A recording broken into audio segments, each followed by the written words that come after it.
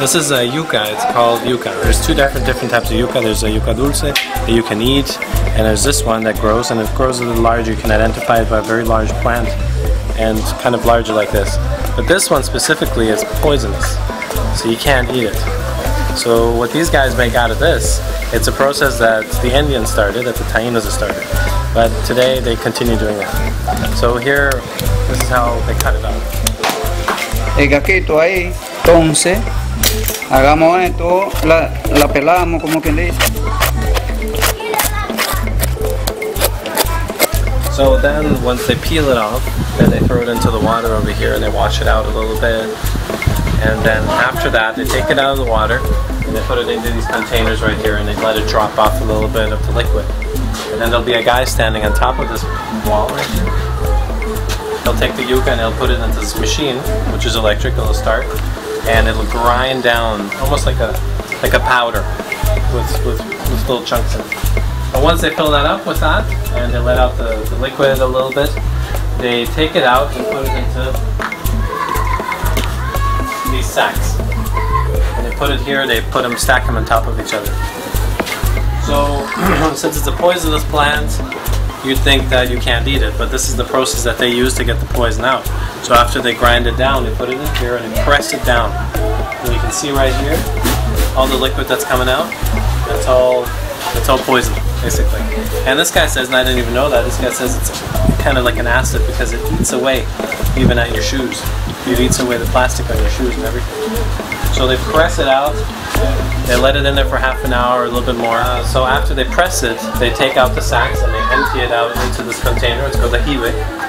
And they put it into there, and it's electrical. It'll just kind of like move this thing back and forth and shake out. The smaller pieces will drop down into the bottom, and the bigger pieces will stay out. So over here we have what's the rest of the stuff that you can't use for the yuca, which is big chunks like this. And since all the poison was pressed out, it's okay to eat. So they give that to the animals as like an animal feed.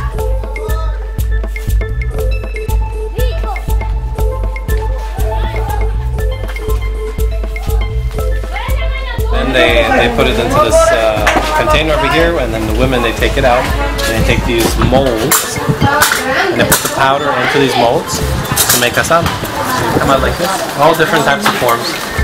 But the process isn't done. After they burn it, they stack them up like this, and they take them down here, and then they do something else to them. You gotta see. And then they cake them on here, like they stack them up like this, and then after they spray, as you can see, they'll spray garlic on it. It's garlic with oil, so that it sticks to the cassava, and that's called cassava with garlic, and they pack it up and they sell it like that. It tastes really good. This is how I like the cassava.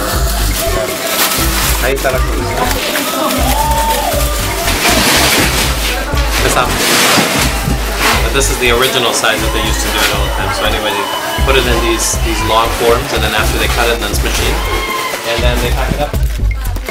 For example, you can do all kinds of things with cassava. For example, this has peanut butter in it. It's actually peanut butter. They paste it on thinly. They paste it on, and then they burn it, and it comes out like this.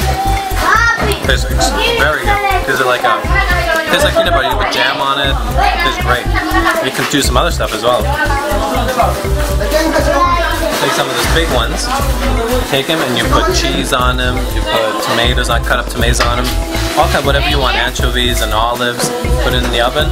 It's cassava pizza. It's actually really tasty, really tasty. And it doesn't bloat you like an actual pizza dough would. It's more natural.